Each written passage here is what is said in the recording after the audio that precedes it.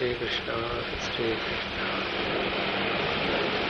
गुरुर्ब्रह्मा गुरुर्विष्णु गुरुर्देवो महेश्वरः गुरुसाक्षात् परं ब्रह्म तस्मै श्री गुरवे नमः। तस्मै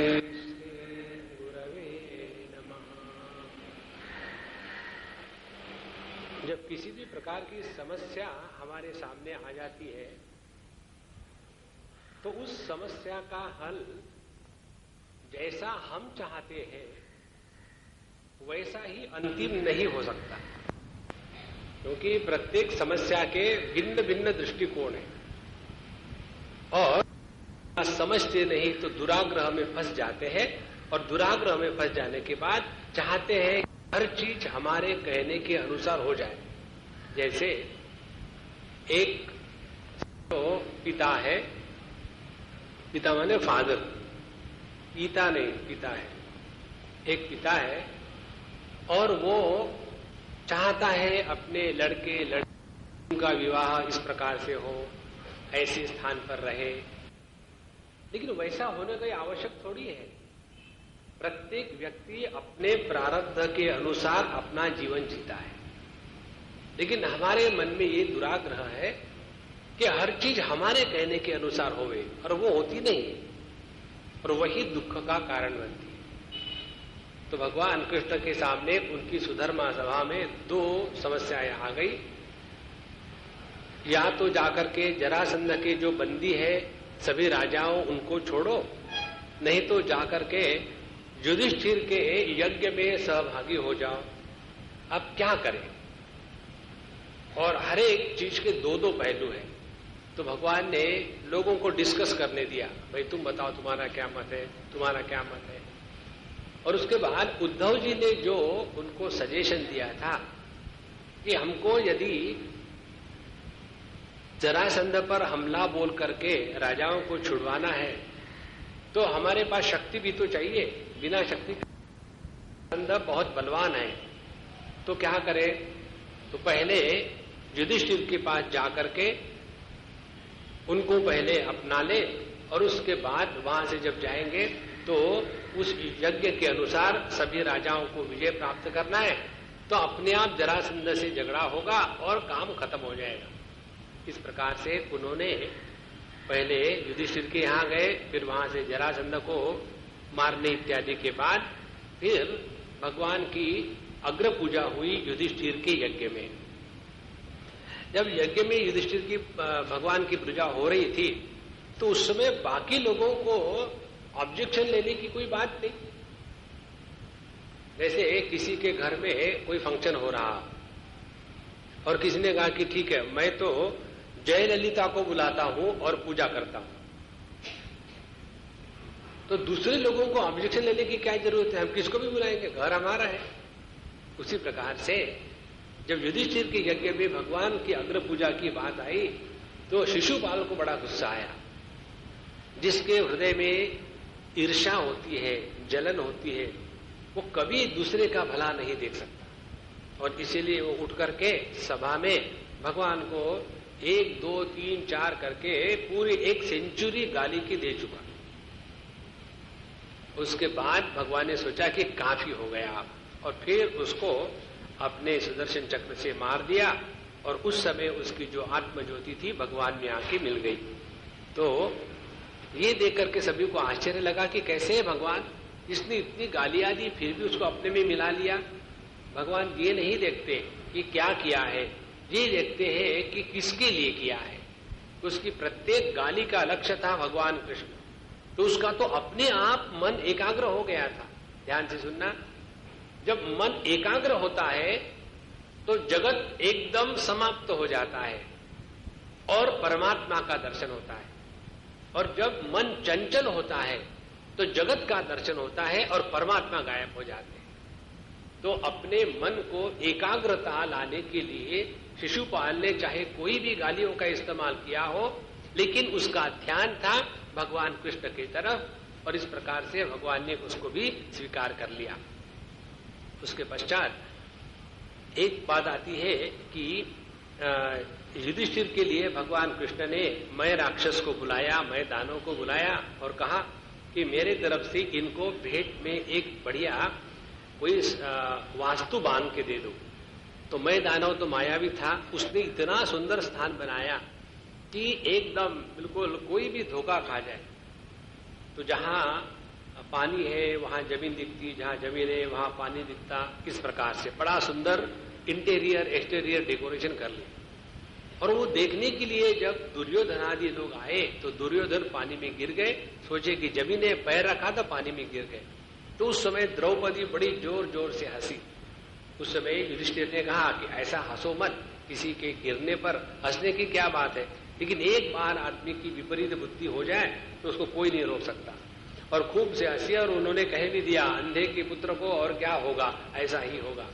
तो वो मजाक वाली बात दुर्योधन के हृदय में चुभ गई और वहीं से इस कौरव पांडव के युद्ध का बीजारोपण हो गया। इसीलिए मजाक भी उतनी ही करनी चाहिए जितना अगला व्यक्ति सह सके। कई लोगों को मजाक की बात समझ में नहीं आती, वो हमेशा गंभीर सीरियस वाले होते हैं। तो जो बहुत ही सीरियस लोग हैं उनके सामने मजाक कभी नहीं करनी चाहिए, अपना भी मुंह फुला करके बैठना चाहिए। फिर उनको लगता हाँ ये अच्छे महात्मा है, क्यों हंसते नहीं। तो ये होने के पश्चात फिर प्रसंग आता है शाल्व का द्वारका पर आक्रमण। उसने बड़ी तपस्या करी और शिव जी के द्वारा उसने बहुत बड़े एक विमान का प्राप्त कर लिया, जिसमें सभी प्रकार की सामग्री युद्ध की सब लोग थे। उसको उसने आक्रमण करने के बाद प्रद्युम्न ने भी बहुत ट्राई किया, लेकिन वो भी बेहोश हो गया। उसी समय भगवान कृष्ण बलराम जी आते हैं द्वारका और उनका युद्ध 27 दिनों तक चलता है जबरदस्त। आखिर भगवान अपने गदा से उसके विमान को तोड़ देते हैं और उसको भी शाल्व को भी मारते हैं। उसी प्रकार से दंतवक्र और विदुरथ उनको भी भगवान अपने धाम भेज देते हैं। अब ये जब बातें हो रही थी तो हमारे बलराम जी के मन में बात शुरू हो गई। अब ऐसे लगता है कि ये पांडव कौरव भिड़ने वाले हैं, अब यहां रहना अकलमंदी नहीं है। इसीलिए उन्होंने बहाना बनाया कि देखो बहुत दिन हो गए, मैं ये संसार के चक्कर में फंसा हूं, अब मैं निकलता हूं तीर्थ यात्रा को। और वो तीर्थ यात्रा को अकेले निकल पड़े। देखो तीर्थ यात्रा को असल में अकेला जाना चाहिए।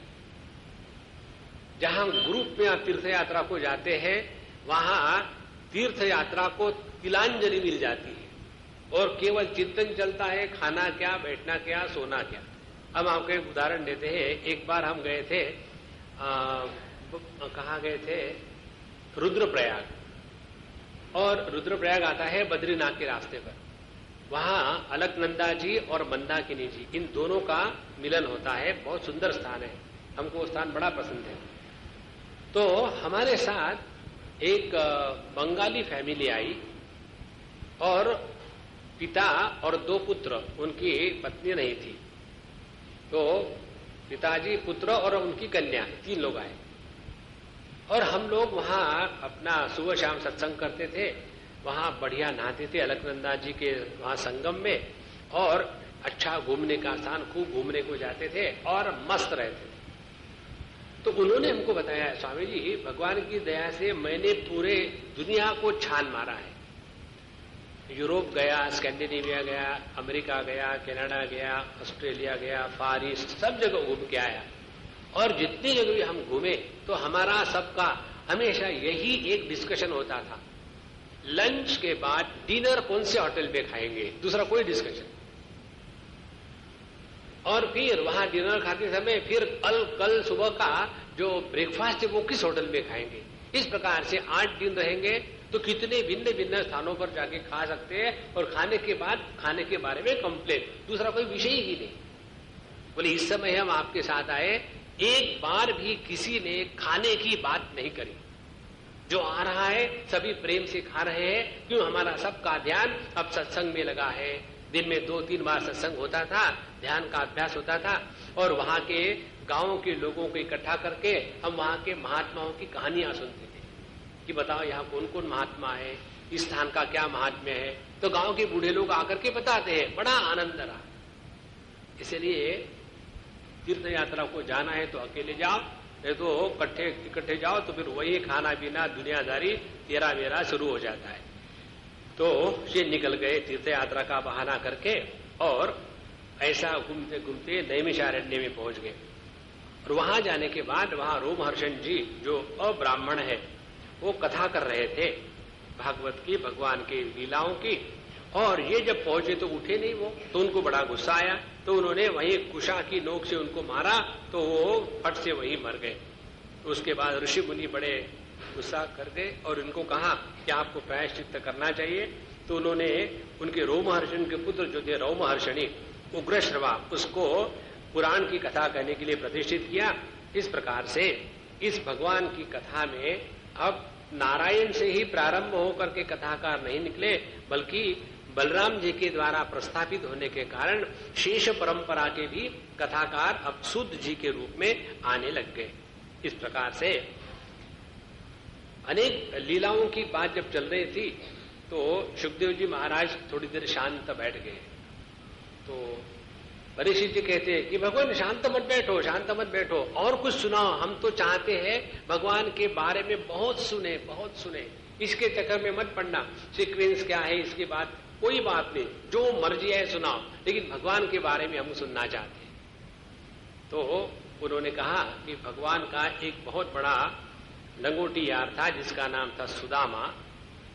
वो हमारे भगवान के साथ पढ़ता था सांदीपनी में, और भगवान तो भगवान ही है, और वो रहा महादरिद्री, अष्ट दारिद्र्य। एक जगह में कथा आती है कि जब भगवान कृष्ण बलराम जी लकड़ी चुगने के लिए जंगल में गए थे गुरु पत्नी की आज्ञा से, तो पीछे से सुदामा को भेजा था सांदीपनी जी के पत्नी ने कि ये चने साथ में ले जाना, और यदि उनको भूख लगती है, प्यास लगती है, तो पहले चने खा के थोड़ा पानी पी लेना, खाली पेट नहीं पीना चाहिए पानी। और इनको दे दिया, और उनको क्या पता कि भगवान क्या है। तो उन्होंने वो चने अकेले रखे, उनको नहीं दिए, अकेले खा गए। और वो दिन था थर्सडे का, गुरुवार का। इसीलिए कई स्थानों पर महाराष्ट्र में, गुजरात में वगैरह गुरुवार के दिन कोई लोग चने नहीं खाते। चने खाने से सुदामा जैसा दारिद्र्य आता है। तो उनको अष्ट दारिद्र्य आ गया और बहुत ही वहां 2 टाइम के खाने की मुश्किल होती थी। एक दिन ऐसे ही हो रहा था तो उनके पत्नी ने, सुदामा जी की पत्नी ने कहा कि आप तो बताते हो कि भगवान आपके बड़े मित्र हैं, हम साथ में पढ़े हैं, जाकर के उनको मांगो तो सही, कुछ हम लोग मर रहे होंगे। तो इनको तो मांगने की कोई इच्छा थी नहीं, बोले इसी बहाने में उनको मिलके तो आऊं। और वो पहुंच जाते हैं और जाने के पहले पत्नी से कहते हैं, उनके सामने मैं खाली हाथ कैसे जाऊं, तो कुछ तो दे दो, क्योंकि भगवान के सामने कभी खाली हाथ नहीं जाना चाहिए। तो उन्होंने अगल बगल से थोड़ा मांग मूंग करके ये जो पोहे है चिवड़ा, वो आकर के उनको बांध दिए। उन्होंने अपने फटे कपड़े में बांधे और पहुंच गए। तो जैसे पहुंचे उनके महल के दरवाजे पर, तो भगवान ने वहीं से देखा और एकदम तुरंत आ गए, रुक्मिणी जी को वहीं के वहीं उतार दिया। आकर के फिर बातें होने लग गई कि कितने दिनों के बाद मिले, कैसे हो, क्या हो। इस प्रकार से अपने बचपन की सभी बातें उनको याद आने लग गई। तो भगवान उनको अंदर ले गए महल के, उनको खूब बढ़िया नहलाया धुलाया, अपना पीताम्बर पहनाया, यज्ञोपवीत धारण करवाया, चंदन, स्वादिष्ट भोजन, सब कुछ उनका बड़ा आदर सत्कार किया। और अपने पलंग पर बैठे और उनके पैर दबाने लगे। और उनकी भगवान की जो पत्नियां थी वो आकर के उनको नमस्कार करे और उनको चंदन लगावे और वो उनको आशीर्वाद देने लगे। सौभाग्यवती भव, पुत्रवती भव, सुखी भव। अब एक पत्नी हो तो ये आशीर्वाद देने में कोई लगता नहीं। अब भगवान की एक पत्नी थोड़ी है, अब कब तक आशीर्वाद होगा। और हर एक पत्नी आकर के एक एक पेड़ा उनको खिलाती थी। और 16,000 पेड़े खा के दिखाओ कैसा होता है। तो उनको क्या मालूम ये कंडीशन है, फाइल उन्होंने बंद कर दे, बहुत हो गया, अब आशीर्वाद भी बंद और खाना भी बंद। इस प्रकार से उनका रात भर भगवान के साथ बहुत बड़ा समय बीता। और भगवान ने उनको बड़े बड़े अच्छे अच्छे भोग खिलाए। और दूसरे दिन जब इनका जाने का समय आया तो भगवान ने उनको हाथ में एक कौड़ी तक नहीं दी। जिस कपड़े से आए थे उसके बाद उनको नला धुला करके जो कपड़े पहना दिए उसी के साथ उनकी विदाई कर दी कि ऐसे नहीं तुम जा रहे हो तो कुछ पैसे ले जाना, कुछ ये ले जाना, घर में काम, कुछ भी नहीं। और ऐसे बिना कुछ दिए जब निकल पड़े तो हमारे सुदामा जी महाराज विचार करते हैं, वाहम दरिद्रहा पापीयान व कृष्ण श्रीनिकेतन ब्रह्म बंधुर्दिस्माहम बाहुभ्याम परिरंभितः। कहा मैं दरिद्री पापी एक ब्राह्मण और कहा श्री निकेतन भगवान श्री कृष्ण। फिर भी उन्होंने अपने स्कूल में पढ़ने वाले मित्र के नाते मुझे अपने बाहों में पकड़ लिया। इस प्रकार से चिंतन करते जा रहे और उनके मन में यही बात चल रही थी, भगवान ने मुझे कोई वस्तु इसीलिए नहीं दी कि मैं तो गरीब हूं और फटीचर हूं, मुझ में ना तो ताकत है। तो ऐसे व्यक्ति के पास यदि कोई धन दौलत है तो लोग यही सोचेंगे कि ये कहीं से चोरी करके आया है और दूसरे लोग उसको लूट लेंगे। तो मेरे ही भलाई के लिए भगवान ने मुझे कुछ नहीं दिया। देखो उनके मन में भगवान के प्रति एक भी दुर्भावना नहीं आई। ये तब होता है कि जब हमारा समर्पण संपूर्ण है। हम एक तो बात कहते हैं कि भगवान तुम सर्व अंतर्यामी हो, सर्वशक्तिमान हो और आप सब कुछ जानते हैं, फिर भी आपको बता देता हूं, शायद भूल गए हो। नहीं, उनका समर्पण पूर्ण था, इसीलिए उन्होंने कुछ भी नहीं मांगा। और जब अपने घर पहुंचे तो अपने गांव की तरफ जा रहे थे, देखा कि बहुत बड़ा अद्भुत नगर है, वहां बड़े बड़े महल है। उन्होंने सोचा मैं फिर द्वारका तो नहीं आ गया गलती से। तो उनकी पत्नी बड़े अच्छे अच्छे कपड़े और आभूषणों से श्रृंगार से होकर के बिल्कुल बाजे गाजे के साथ उनके स्वागत करने के लिए आई। तब उनको पता चला कि भगवान ने ही ये सब उनको दिया है।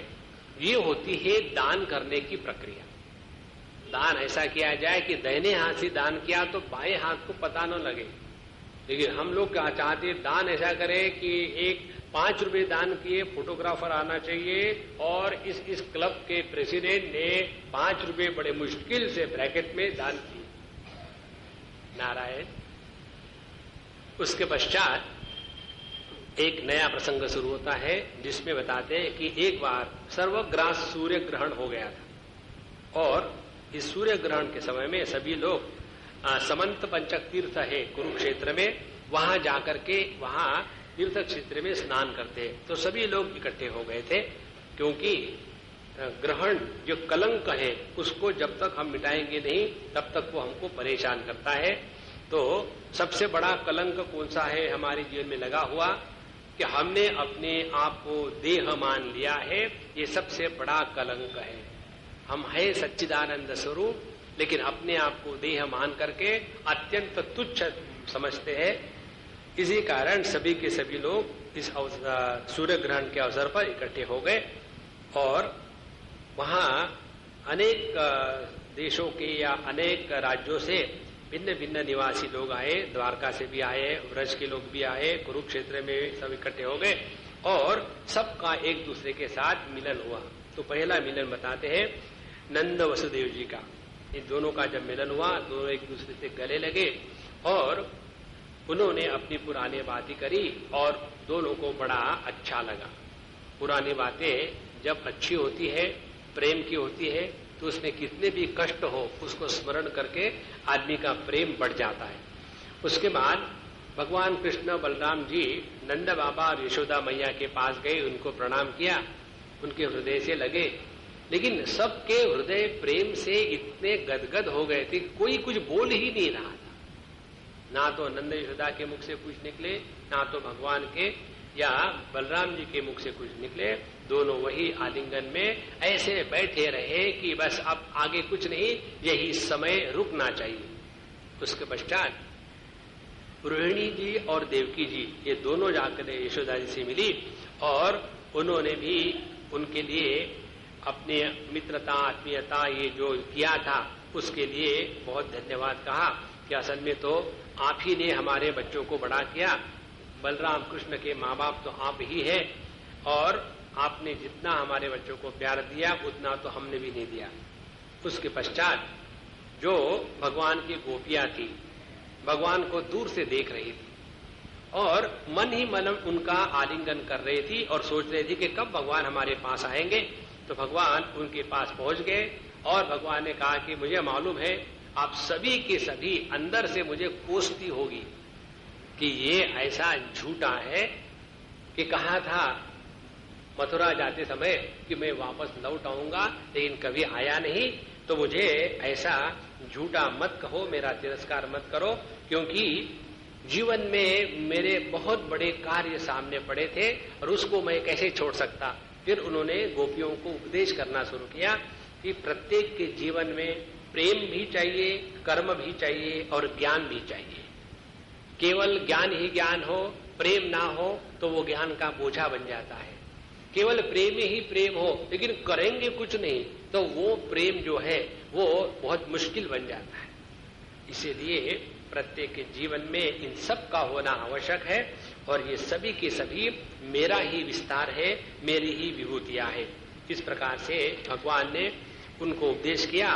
तो अध्यात्म शिक्षया गोप्य एवं कृष्णेन शिक्षिताः तदन स्मरण ध्वस्त जीवकोशास तमध्यगन। उनका जो जीवकोश था वो समाप्त हो गया। जीव कोश के बारे में आपको थोड़े में समझा दूं।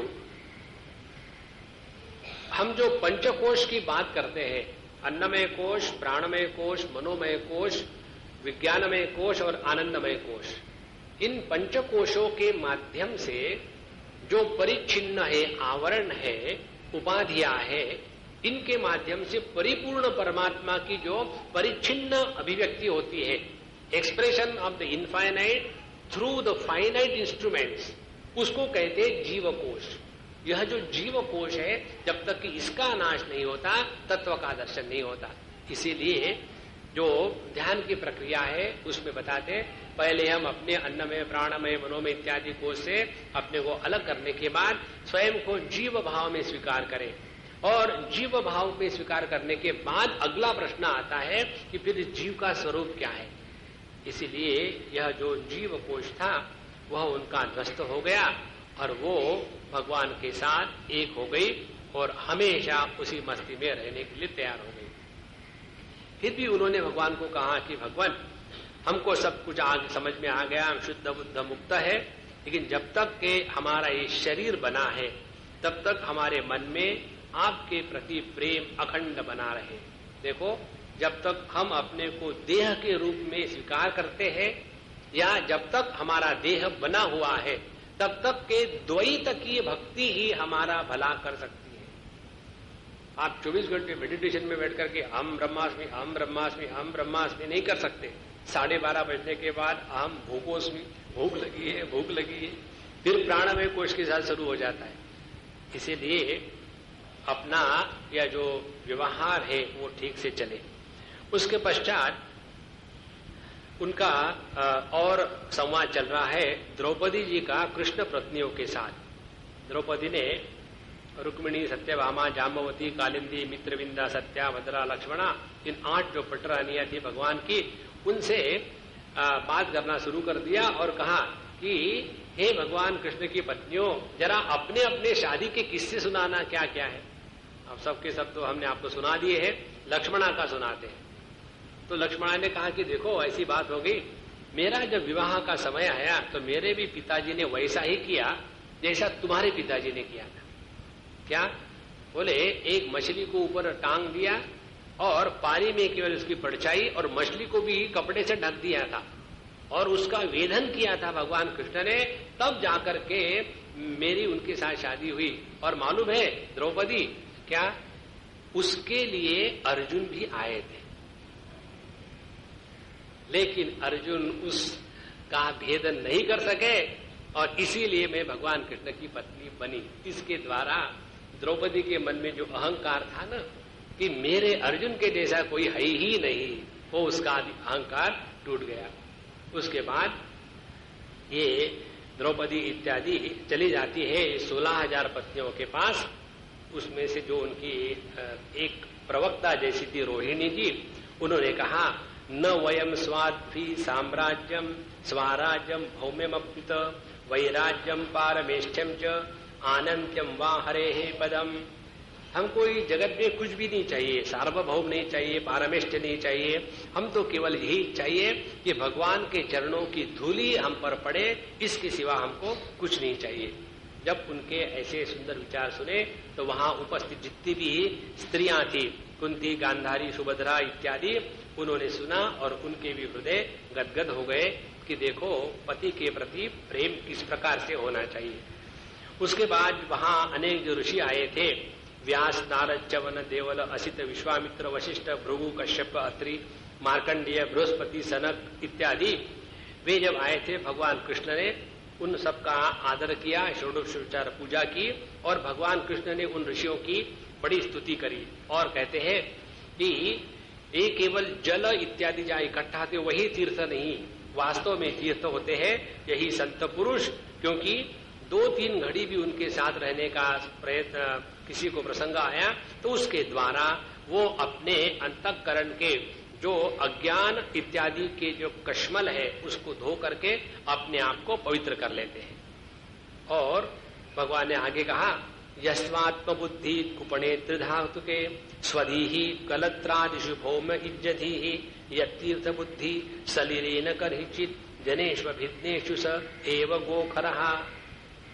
जो अज्ञानी है वो अपने ये 3 गुणों के देह को ही मैं मान के बैठते हैं और अपने पुत्र, बच्चे, माँ इत्यादि या पत्नी उसी को अपना मान करके उसी में बैठ जाते हैं और केवल अनेक प्रकार के तीर्थ क्षेत्र में जाकर के पानी के साथ ही तीर्थ का व्यवहार करते हैं। लेकिन उन्होंने साधु संतों में जो तीर्थत्व है ये यदि पहचाना नहीं तो वो गोखरहा, गोखरहा माने खर माने गधा, गो। भगवान कहते हैं ऐसे जो गधे हैं उनके बारे में क्या किया जाए।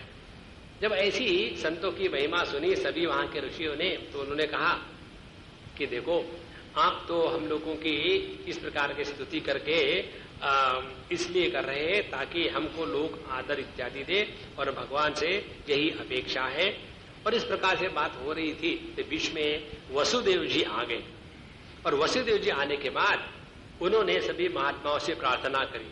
क्या कहते वसुदेव जी, भगवान कृष्ण के पिता, कहते हैं अरे महात्माओं हमको कोई यज्ञ का उपदेश कर दीजिए ताकि हमारे कर्म का बंधन टूट जाए।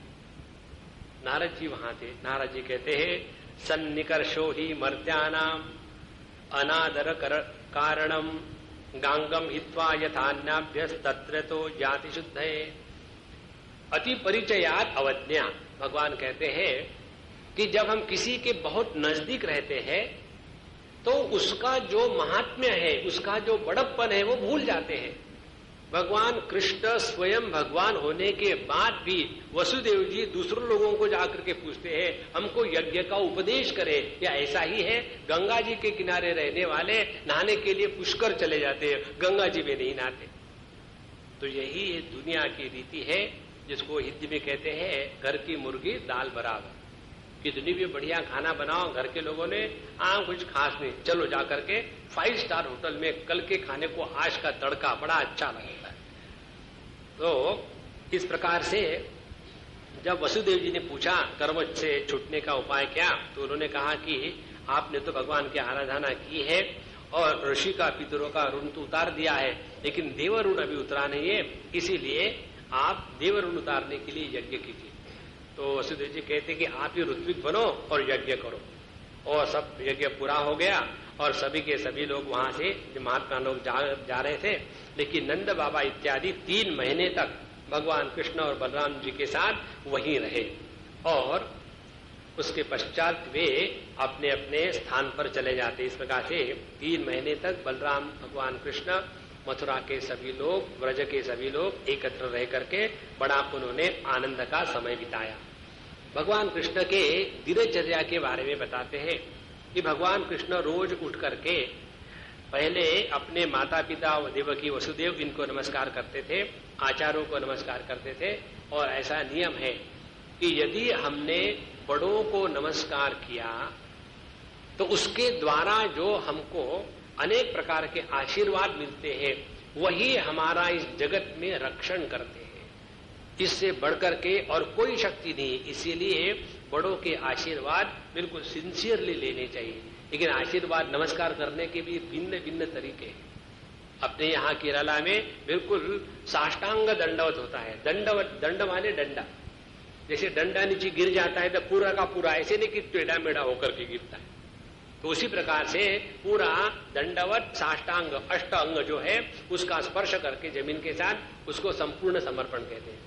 दूसरा जो है वो नमाज के जैसा झुक करके, और फिर बाकी जो हमारे नॉर्थ इंडिया के नमस्कार है, नॉर्थ इंडिया के नमस्कार है बाएं हाथ से सिर्फ धाक दिखाएंगे, नमस्कार कर रहे हैं, और उसके बाद उनका आशीर्वाद भी वैसा ही मिलता है, नारायण।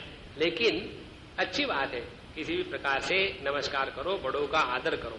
कहते हैं अभिवादनशीलस्य नित्यम वृद्धोपसेविनः चत्वारि तस्य वर्धन्ते आयुर्विद्या यशो बलम। जो बड़ों का आदर करते हैं, नमस्कार करते हैं, उनके जीवन में इन 4 चीजों का वर्धन होता है, आयु, विद्या, यश और बल, शक्ति। इस प्रकार से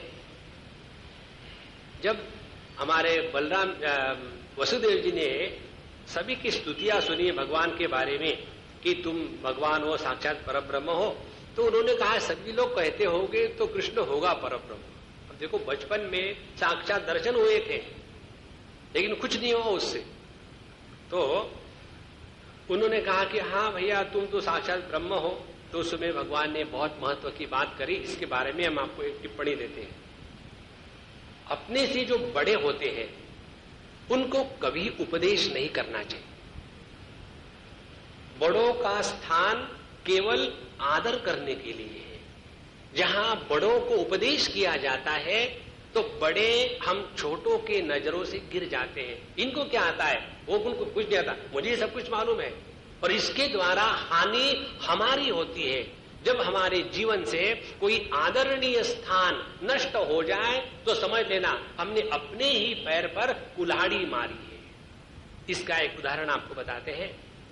एक हमारी अम्मा है परदेश में रहने वाली, वो हमारे वहां सत्संग सुनती थी, हिंदुस्तान में आई। आने के बाद वो हमारे वहां सत्संग चलते थे, वो रोज सुबह शाम आती थी। और एक दिन उसने मुझे बताया कि स्वामी जी मैं अपने पिताजी के लिए आई हूं, और पहले 1-2 दिन तो ठीक रहा, उनको कुछ हार्ट का प्रॉब्लम था, मैं डॉक्टर नहीं हूं इसलिए मैं आई हूं उनके लिए। 1-2 दिन तो मेरे से ठीक बात की उन्होंने, उसके बाद वो मुझे अवॉइड कर रहे हैं, बिल्कुल कोई ना कोई बहाना बना करके कि इधर जाएंगे उधर जाएंगे, घर ही के घर में मेरे से वो बात करने को तैयार नहीं। पता नहीं क्या हो गया, उसके कारण मैं बहुत परेशान हूं। तो हमने कहा कि मुझे मालूम तो नहीं है, लेकिन एक मेरे बात मन में आ रही है, तुम अपने बाप को अकल सिखा रही होगी इसलिए।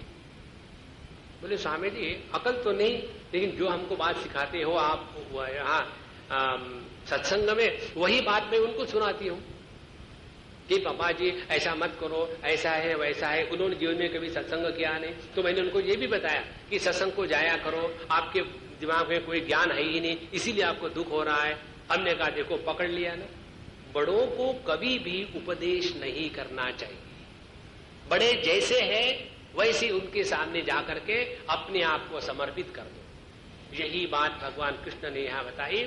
जब भगवान कृष्ण को उन्होंने कहा कि तुम परब्रह्म हो, तो कहते हैं कि पिताजी जैसे गुरु अपने शिष्य को उपदेश करता है तत्वमसि महावाक्य के माध्यम से, इसी प्रकार से पिताजी आप भी मेरे गुरु हैं, और आपने मुझे जो कहा कि तुम ब्रह्म हो, यही आपका सर्वश्रेष्ठ उपदेश आपने मुझे किया। देखो कितनी बड़ी बात है। और फिर वो कहते जहां तक ब्रह्म होने की बात है, ब्रह्म तो सभी है, यहाँ कोई ब्रह्म नहीं है, यह संपूर्ण चराचर सृष्टि पर ब्रह्म स्वरूप ही है। इसके बाद देवकी ने भगवान से प्रार्थना करी कि तुमको सभी लोग कहते भगवान हो ब्रह्म हो, तो हमारे जो पहले 6 बच्चे मर गए थे उनको ले आना, क्योंकि तुम अपने गुरुपुत्र को ले आए थे तो उनको ले आना।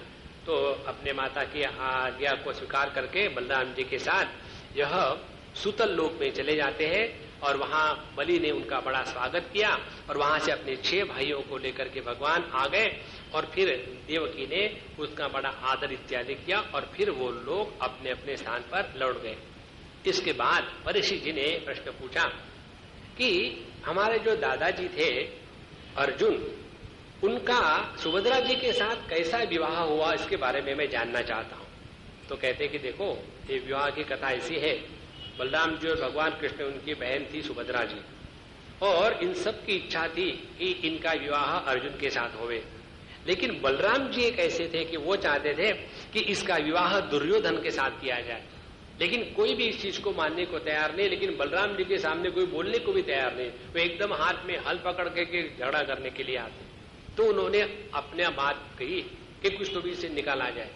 तो अर्जुन को बताया कि तुम ऐसे बाबा जी बन करके वहां बैरागी बन करके रहो और फिर देखते हैं। और वैसा अर्जुन ने वेश धारण किया, और वेश धारण करने के बाद बलराम जी ने उनको बुलाया कि एक कोई संत बाहर बैठे हैं, उनको खाने को बुलाओ। और खाना पीना हो गया सब कुछ, और जब निकले तो वो सुभद्रा जी को पकड़ के भाग के निकल गए, क्योंकि दूसरा कोई चक्कर ही नहीं था। तो बलराम जी गुस्सा करके उनके पीछे लगे, अभी इसको मार डालता हूं, धोखा दिया। भगवान कहते धोखा वगैरह कुछ नहीं है, इन दिनों का प्रेम था, हम सभी यही चाहते थे, लेकिन आपसे बात कौन करे, अब मैं तुम्हारे चरण पकड़ता हूं। भगवान बलराम जी के चरण पकड़ते हैं और बड़ा मिन्नत से मनाते हैं कि इनको छोड़ो, उनको प्रेम से रहने दो। तो ऐसे सुभद्रा और अर्जुन, उनके गर्भ से उत्पन्न हुए अभिमन्यु, और अभिमन्यु का विवाह हुआ उत्तरा से, और उत्तरा अभिमन्यु के हे परीक्षित तुम पुत्र हो। इस प्रकार से उन्होंने अपने अर्जुन के सुभद्रा के विवाह के साथ बात होने के पश्चात एक नया प्रसंग बताते हैं सुखदेव जी महाराज कि एक बार मिथिला नगरी में एक बहुत गरीब ब्राह्मण था जिसका नाम था श्रुतदेव, और वहां के राजा थे बहुलाशु। और ये जब वहां उनको मिलने के लिए गए, स्वयं होकर के गए, उनको बुलाया नहीं था। देखो हमारे जो भगवान है ना, वो स्वयं जाकर के पहुंचते। जब वहां गए तो समस्या खड़ी हो गई। फिर दोनों ने कहा कि हमारे आकर के आतिथ्य का स्वीकार करें। अब ये एक तो नहीं थे, उनके साथ अनेक ऋषि भी थे। तो क्या किया जाए, किस प्रकार से किया जाए। उनके साथ व्यास, वशिष्ठ, शुकदेव, वामदेव इत्यादि बड़े बड़े महर्षि भी थे। तो बोले ठीक है। भगवान ने अपने संकल्प से एक से दूसरी जीरोक्स कॉपी तैयार कर दी, और दो दल बन गए। एक दल बन चला गया राजा के यहाँ, और दूसरा दल चला गया उस गरीब ब्राह्मण के यहाँ। और दोनों को भी यही अनुभव हुआ कि हमारे यहाँ भगवान और सभी की सभी पार्टी आई है, लेकिन एक दिन रहे उस गरीब ब्राह्मण के यहाँ और एक महीने रहे इन राजा के यहाँ। और सब कुछ होने के बाद उनको भगवान ने उपदेश दिया। उपदेश ये दिया कि हमको अपने जीवन में सत्य का साक्षात्कार करना है। सत्य का साक्षात्कार यदि करना है तो अपने जीवन से नाम रूप का महात्म्य मिटा दे। जिस प्रकार से एक कोई मिट्टी का घट हो, मटका हो, तो उसके नाम रूप में फंसे रहेंगे तो तत्व से हम दूर चले जाएंगे। इसी प्रकार से इस जगत का जो नाम रूपात्मक विस्तार है, इस नाम रूपात्मक विस्तार का जो आधार है, उसको यदि पकड़ो तो आपको तत्व दर्शन होगा, और इसी के द्वारा हमारा भला हो सकता है। इस प्रकार से उपदेश होने के बाद दोनों का भी तत्व का साक्षात इत्यादि होता है। भगवान वहां से निकलते हैं, और निकलते समय फिर दोनों एक जैसे हो गए और एक ही ग्रुप के साथ वापस चले गए। उसके बाद परीक्षित जी प्रश्न पूछते हैं कि भगवान एक बात हमको बताइए कि परब्रह्म परमात्मा तो शब्दों के परे है, निर्गुण है, निराकार है, निर्विकार है, किसी भी प्रकार से शब्दों के द्वारा उसका वर्णन हो नहीं सकता। तो ऐसी बात है, तो जो सत असत सूक्ष्म स्थूल इसके परे है, तो ऐसे परमात्मा तत्व का वर्णन श्रुतियां किस प्रकार से करती है, क्योंकि श्रुतियां भी तो वर्णन नहीं कर पाएगी। उनका प्रश्न है ब्रह्मन ब्रह्मणि अनिर्देश्ये निर्गुणे गुणवृत्तया कथम चरन्ति श्रुतयः साक्षात सदसतः परे। तो जो सत असत के परे जो परमात्मा तत्व है उसको श्रुतियां कैसा वर्णन करती है। इसके ऊपर परीक्षित जी महाराज को भगवान सुखदेव जी महाराज बताते हैं कि देखो ये बहुत सुंदर प्रसंग है, ध्यान से सुनना। कहते हैं कि जब तक हम इस देह में बैठे हैं तभी तक ये जो सृष्टि है उसका कोई हमको महात्म्य है।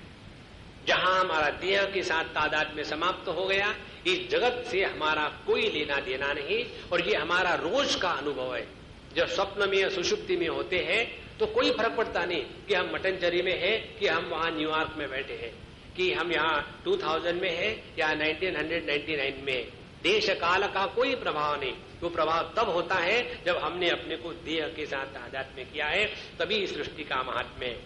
और इस शरीर में इंद्रिया, बुद्धि और आत्मा सभी के सभी है, और इसलिए प्रकट हुए हैं कि जिसके द्वारा हम शरीर के द्वारा कर्म और धर्म का व्यवहार करें, उसका फल भोगने के लिए शरीर प्रकट हुआ है, और संसार के अनुभव लेने के लिए इंद्रिया और मन प्रकट हुआ है, संकल्प विकल्प लेने के लिए और विचार करने के लिए बुद्धि प्रकट हुई है। इसीलिए यह संपूर्ण जो विश्व है, यह धर्म अर्थ काम मोक्ष, इसके सिद्धि के लिए परमात्मा ने बनाया है।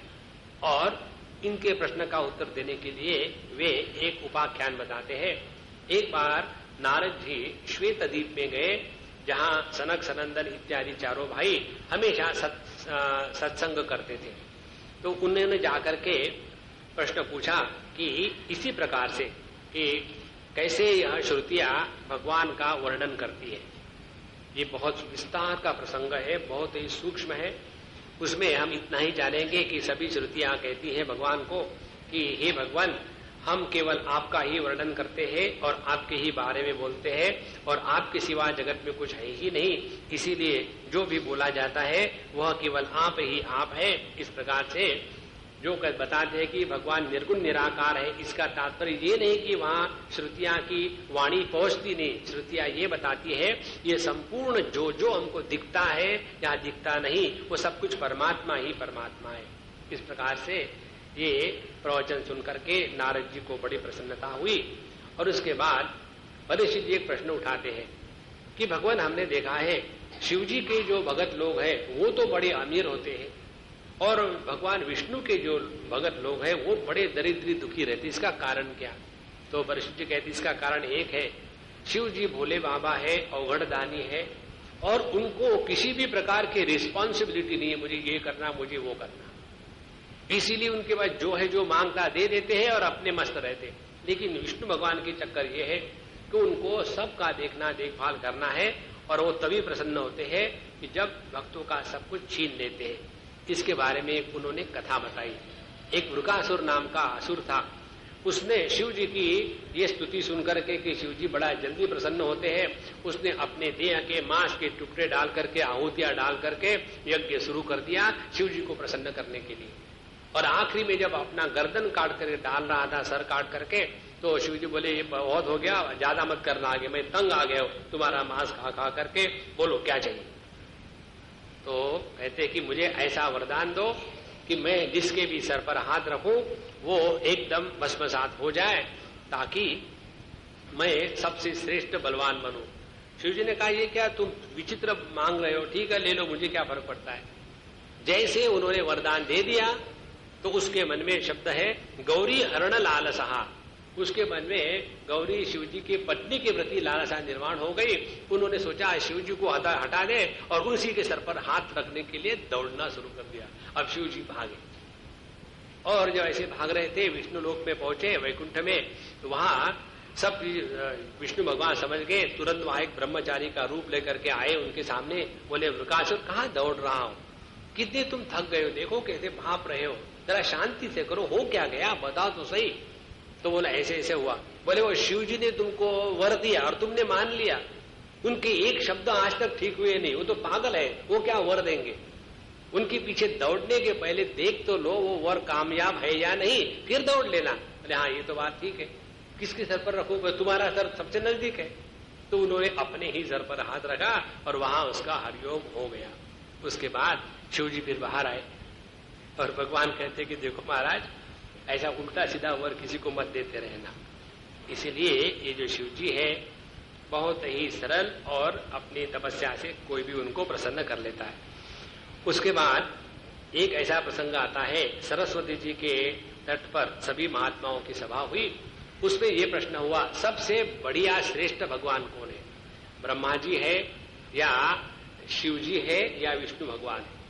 और फिर उनका आधिपत्य लेकर के डेलीगेशन के रूप में 1 मैन कमीशन हमारे भृगु जी महाराज को बताया कि आप वहां जाकर के देख के आओ। तो पहले चले गए ब्रह्मा जी के पास। तो ब्रह्मा जी ने भृगु को देखा, उन्हीं का बच्चा है, उसको क्या देखना है, इसीलिए बैठे रहे और नादा, नमस्कार किया, हाथ झुकड़ा, कुछ नहीं किया। तो इनको गुस्सा आया, ये क्या है, आए हुए अतिथि का जो आदर नहीं करता वो कैसे श्रेष्ठ भगवान है। उनको उन्होंने फेल कर दिया। उसके बाद चले गए हमारे शिव जी के पास। शिव जी के पास चले गए तो शिव जी अपने बड़े प्यार से उठे और उसको गले लगाने के लिए आए, चलो अपना भाई आया है।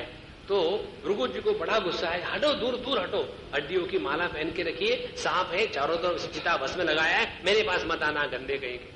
तो शिव जी को गुस्सा आ गया, वो लेकर के उनको मारने लग गए। तो गौरी ने कहा कि मन मारो ब्राह्मण को, खामोखाम चक्कर होगा। तो भृगु जी ने शिव जी को भी फेल कर दिया कि ये भी श्रेष्ठ भगवान नहीं है। फिर चले गए विष्णु भगवान के पास और सीधे, किसी को पूछा नहीं, दरवाजे को कुछ नहीं, जा करके सीधी अपनी जो लात थी भगवान के वक्षस्थल पर रख दी। तो भगवान ने कहा कि देखो महात्मा जी, आप आए हैं, मेरे इतने कठोर हृदय पर आपकी इतनी कोमल लत्ता रखने से आपको कष्ट तो नहीं हुए। उनको लगा हाँ ये बढ़िया भगवान है। क्यों बढ़िया भगवान है, इनको क्रोध नहीं आया। देखो भैया, ये एक जीवन में सीख लो, अपने हृदय से इस क्रोध के अग्नि को हमेशा के लिए निकाल डालो। भगवान रहते हैं बद्रीनाथ में ठंडा, कैलाश में ठंडा, गर्मी में भगवान नहीं रहते। इसीलिए अपने हृदय में किसी भी प्रकार के क्रोध का समर्थन नहीं करना है। चाहे मर जाओ लेकिन गुस्सा मत करो। ठीक है ठीक है, हम क्रोध छोड़ देंगे, इसी पर क्रोध कर लेना। एक बार इसी पर क्रोध कर लेना। एक बार हमने कहा थे, हमको याद नहीं, क्रोध के बारे में बात हुई। तो एक सज्जन ने हमको कहा, स्वामी जी आप हम सबको छल रहे हो। क्या हो गया?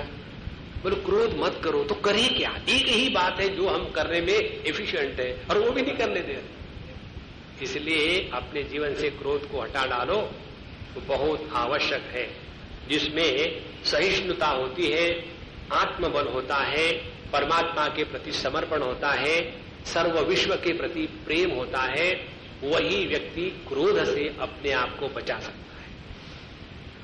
जिस व्यक्ति में शारीरिक स्थिरता नहीं है, हेल्थ नहीं है, स्वास्थ्य नहीं है, जिस व्यक्ति की मानसिक स्वास्थ्य की स्थिति घटी हुई है, जिस व्यक्ति का अंतःकरण भगवान के चरणों में समर्पित नहीं है, ऐसे जो वीकलिंग्स है वही गुस्सा करते हैं। आपने कभी देखा है, सुना है क्या कि जंगल में ये जो सिंह रहते हैं वो 3-4 सिंह भौंक रहे थे, वाह वाह वाह वाह वाह, नहीं भौंकते हैं अपने मटन चरे के कुत्ते। उसको डंडा दिखाओ तो डंडा अपने ही हाथ में, वहीं से कल्पना करते डंडा लग गया और उनकी प्रैक्टिस शुरू कर दी, खाओ खाओ खाओ खाओ। इसी प्रकार से जगत के किसी भी चीज को लेकर के गुस्से का त्याग कर दो बाबा। उसके बाद उन्होंने ये निर्णय दे दिया कि सबसे श्रेष्ठ भगवान विष्णु ही है। उसके बाद एक कथा आती है कि द्वारका में एक ब्राह्मण थे, उनके सभी बच्चे मरते थे। तो वो अर्जुन को बोले कि यदि आप कुछ कर सके तो करो, केवल बड़े योद्धा बन करके क्या है। तो अर्जुन ने कहा ठीक है, मैं तुम्हारे बच्चों को ले आता हूं। तो जब उनका बच्चा पैदा हुआ तो बच्चा मरा ही नहीं, उसका शव भी गायब हो गया। और फिर अर्जुन के सामने समस्या क्या करे, तो उसने मरने के लिए तैयार हो गया, क्योंकि उसने प्रतिज्ञा की थी। तो उस समय भगवान विष्णु के लोक में भगवान कृष्ण और अर्जुन दोनों जाते हैं और महाविष्णु के लोक से उस बालक को ले आकर के उनको दे देते हैं। इसको लेकर के कई जो वैष्णव संप्रदाय है उसमें कहते हैं देखो हमारे जो महाविष्णु है ना, ये आपके कृष्ण से बढ़कर है।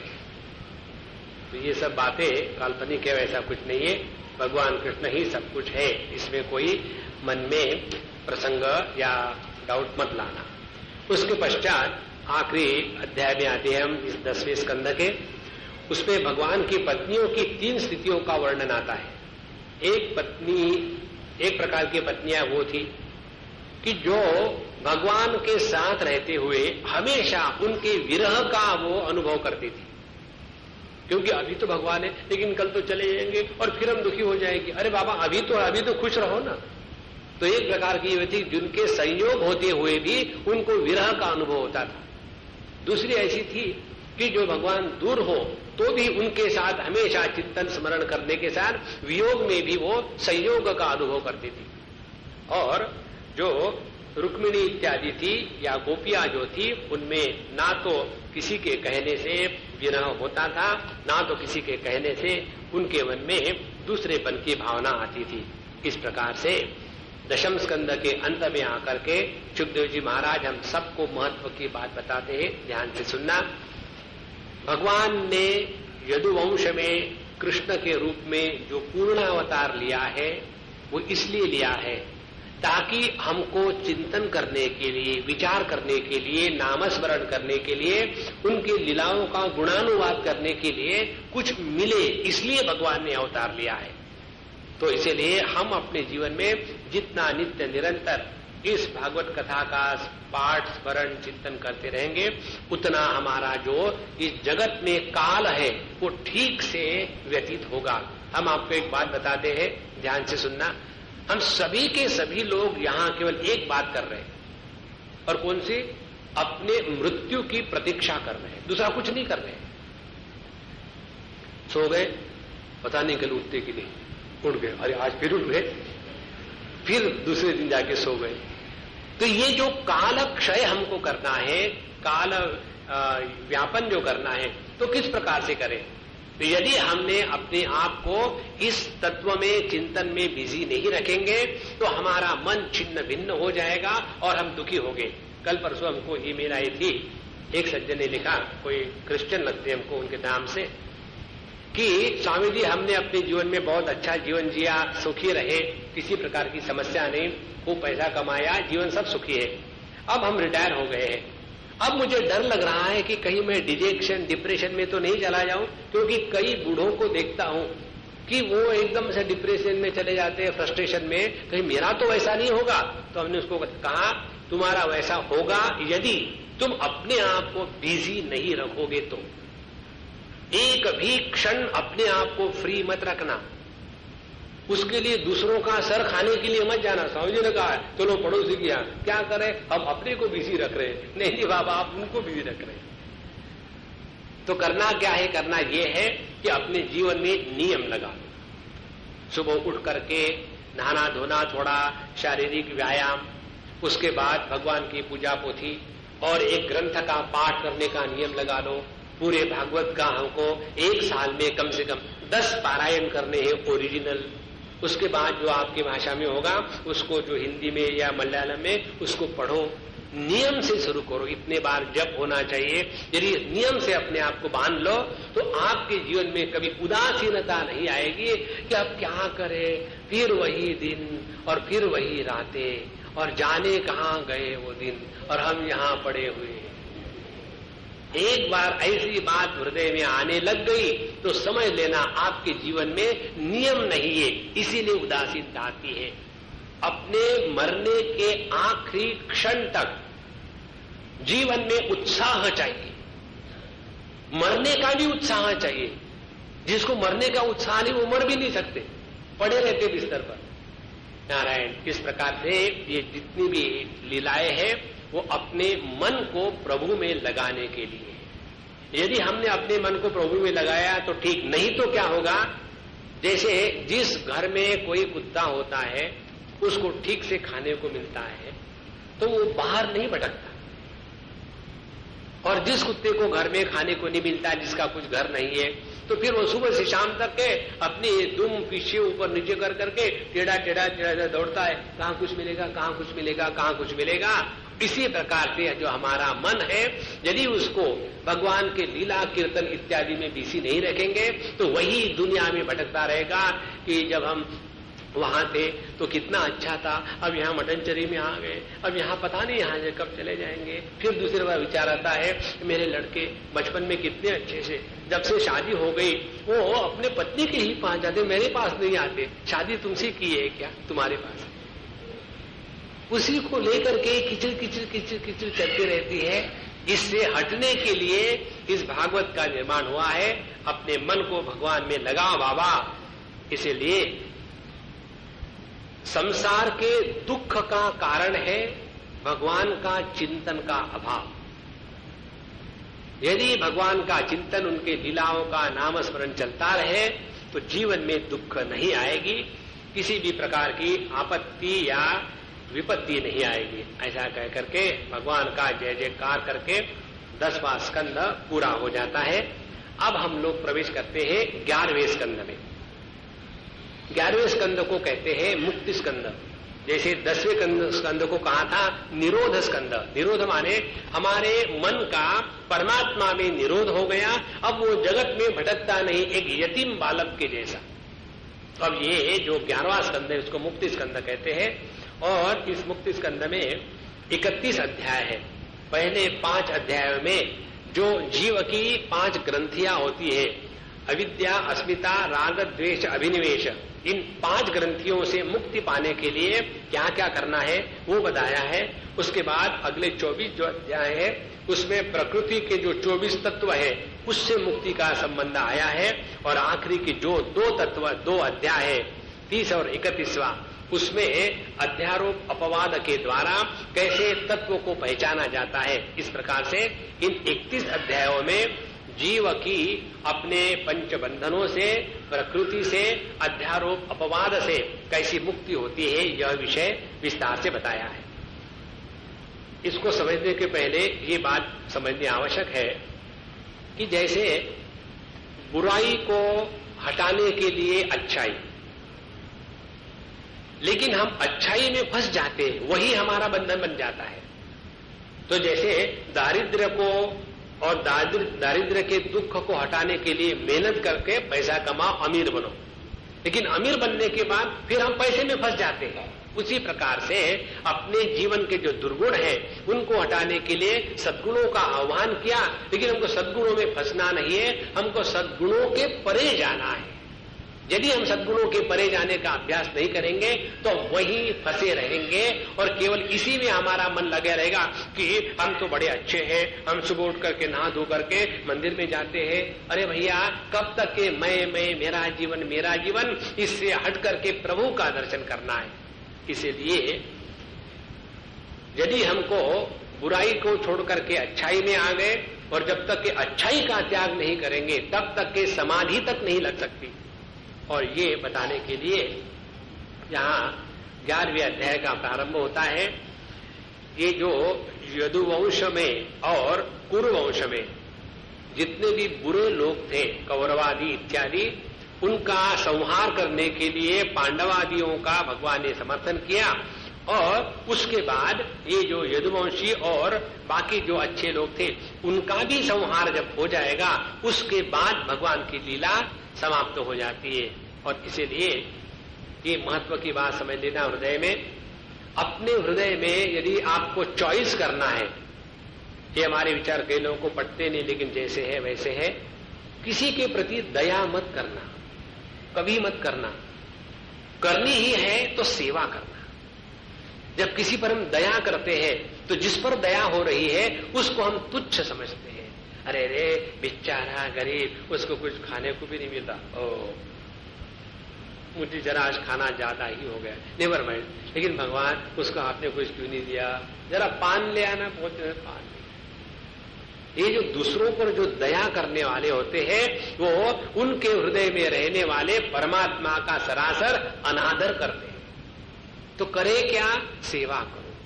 जब दरिद्री नारायण की सेवा करेंगे तो उनमें प्रभु के दर्शन होंगे और वही हमारी साधना होगी। इसलिए जीवन में 2 बातें हैं, शांति और दया। इन 2 में से किसी को आपको सिलेक्ट करना है तो शांति को सिलेक्ट करो। दया व्याय के चक्कर में अपने हृदय में अहंकार का निर्माण नहीं करना चाहिए। इसके बाद अब भगवान की लीला के संवरण का प्रसंग प्रारंभ होता है।